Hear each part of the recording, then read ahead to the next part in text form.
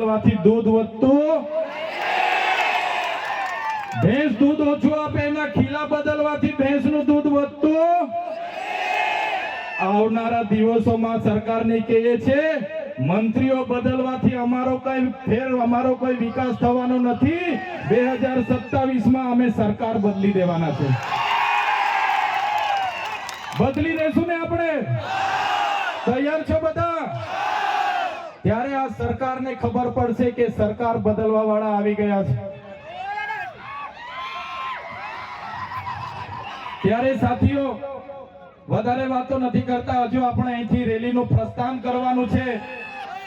આજે વડાપ્રધાન નરેન્દ્રભાઈ મોદીજી ડેડિયાપાડામાં આવે છે એમ કરીને પરવાનગી તો માંગવાની હોતી નથી અમારે છતાં પોલીસ વિભાગ અને વહીવટી તંત્ર દ્વારા કહેવામાં આવ્યું કે જેમ બને તેમ પ્રોગ્રામ પતાવજો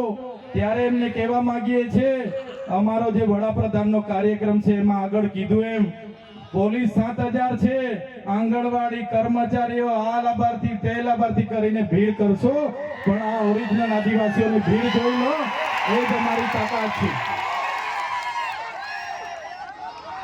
ત્યારે સાથીઓ ભગવાન બિરસા મુંડાની જે ઉપદેશો હતા એમના જે વિચારો હતા એમણે પોતાનું 25 વર્ષમાં પોતાનું જીવન આપણા માટે સમર્પિત કરી દીધું આપણે બધા એમના વિચારો ઉપદેશો અહીંથી લઈને જઈશું આપણી અસ્મિતા બચે આપણી સંસ્કૃતિ બચે આપણા રૂઢિ પરંપરા બચે આપણા નૈતિક મૂલ્ય બચે એ સૌની જવાબદારી છે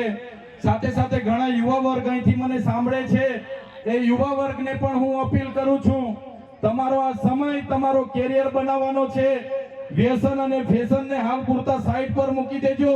તમારું પહેલા કેરિયર બનાવો પછી આપણે આવનારા દિવસોમાં બધું જોઈ લઈશું એટલે મારા તમામ સમાજના લોકોને અપીલ કરું છું આ સરકાર આપણને ભણવા ના દે આ સરકાર આપણે રોજગારી ના આપે